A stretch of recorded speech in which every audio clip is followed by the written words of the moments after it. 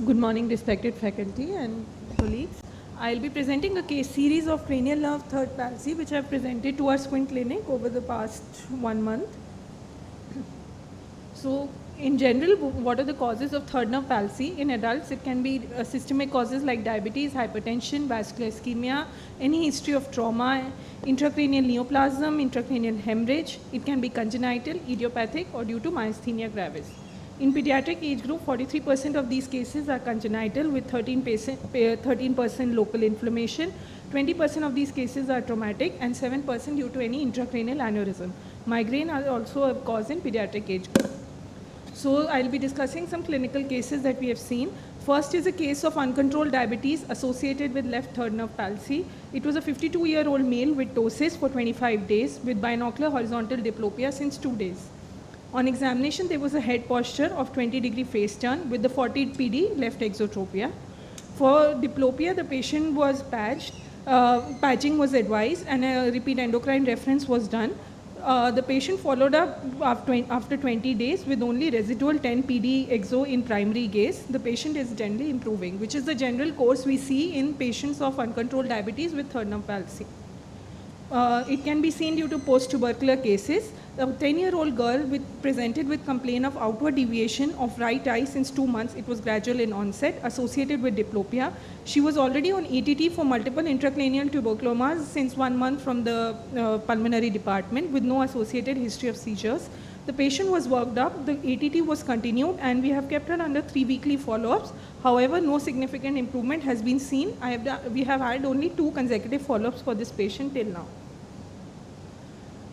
This was a case of a post-herpetic zoster bilateral cranial nerve third palsy.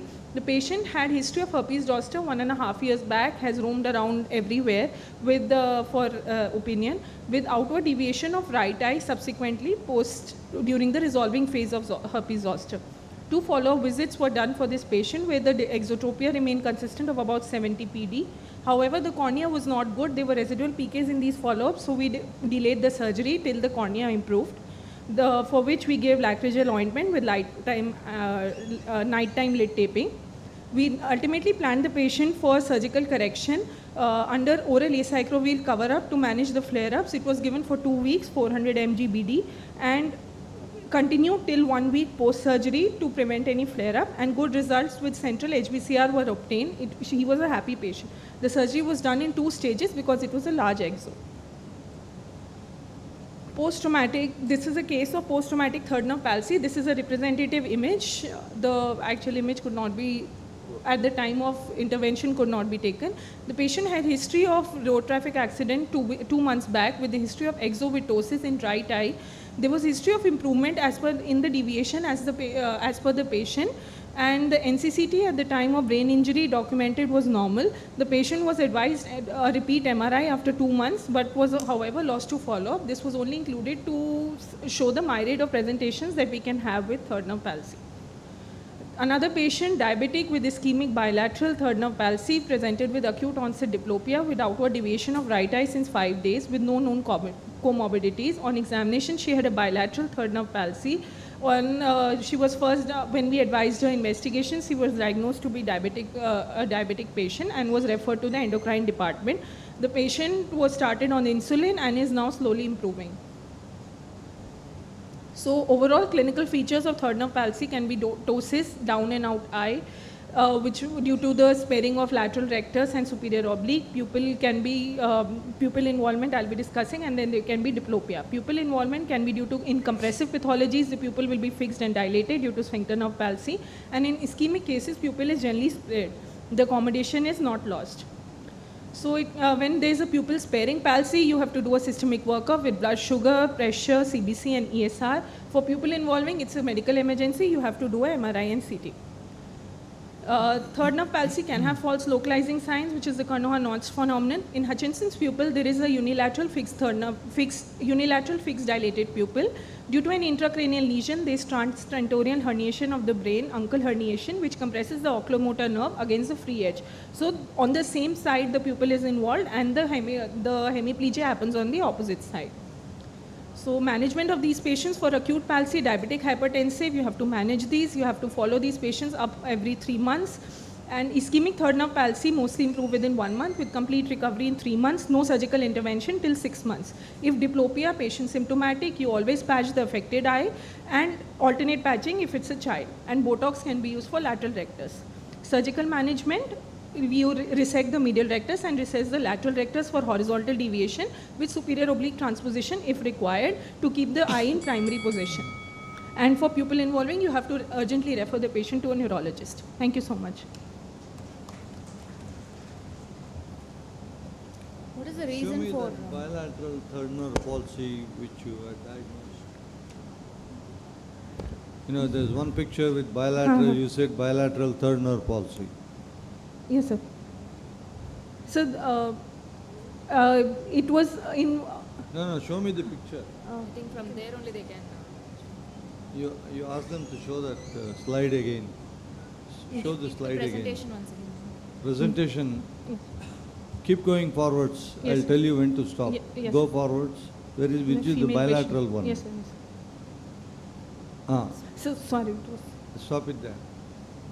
If I say the diagnosis here is webinar syndrome, how do you disprove my diagnosis? If I just tell you, no, it looks more like bilateral internuclear ophthalmoplegia. If I say that, how do you disprove my diagnosis? Do you understand? I understood, sir, but... So if I tell you it is bilateral internuclear ophthalmoplegia, do you say I am incorrect or do you say it may be? And if you say it may be, then how do you disprove? So pupillary reaction Then involvement you disprove will... yourself by saying it's a bilateral third nerve palsy differential. in diabetes. So Webinar syndrome will have mostly pupil No, reaction the reason I am involvement. asking you is very simple.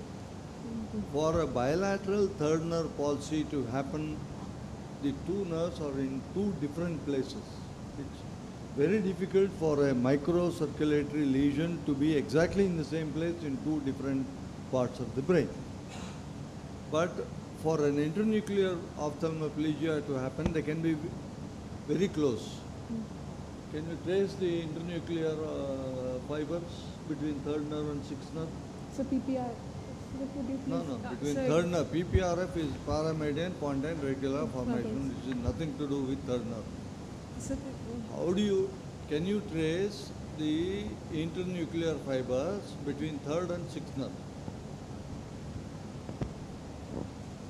It's Sir, a I- medullated fiber or a non-medullated fiber?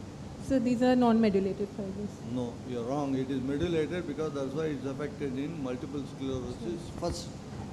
You understand? Yes, sir. It has to be medullated because the impulse has to go. Okay, before I tell you that, the impulse goes in the internuclear fibers from sixth nerve to third nerve or from third, it descends from third to sixth. It ascends up from sixth nerve Sixth to nerve. third nerve or it descends from third nerve to sixth nerve. So from third to sixth. Huh? Third to sixth to third. It, from below to up. It is an ascending, Ascending tract or a descending tract. You're not sure? Sir, I am not Okay, revised. no problem. That's Sorry. the reason why you Sorry. need to know all these aspects in neuro-ophthalmology is because this is medullated going from sixth to third, not from third to sixth. It's not a descending fiber. Most of the fibers from the brain are descending fiber. This is one of the only fiber which ascends from sixth to third. And it has to be medullated because there has to be a rapid conduction. Since it is affected in multiple sclerosis very early, it can be multiple sclerosis also. It's not unusual to have multiple sclerosis in India. So when you see a walled eye syndrome, then you should think of multiple sclerosis as the first diagnosis. You can close your eyes and say this is multiple sclerosis, not a. Is pupil likely to be affected in these cases? Pupil will be affected if In it's multiple sclerosis, walled eye phenomenon, is the pupil affected or not affected? It can be affected, Yes, need not can be be affected depending on whether it is a rostral or it is in front. Oh, never mind that. Those are all the things you need to know So if you know exactly the features, you don't need MRI. You can diagnose looking at some points. You can say lesion is more like. When you ask for MRI in Saudi, I used to work. There were neurologists who used to ask MRI from brain to spine. From brain to spine. I said, why you left out left leg? You ask up to left leg. That is where the problem is. So if you know where the lesion is, you can tell the radiologist, please look for the lesion in this area. And to know the lesion, you need to know the neuroanatomy well. And to know the neuroanatomy well, you need to read. Any amount of reading clinical ophthalmology will not help you understand neuroanatomy. Correct? You have to read neuroanatomy. So please read your Yes, I'll read. volume 3, Cunningham volume 3. Yes. Okay, fine, good. Anyone else? Any questions you have? What is the reason for Good. And my only suggestion is that again, this was a very diverse group of cases. You cannot make it Yes. into a study, but like a case series, it's okay. Yes.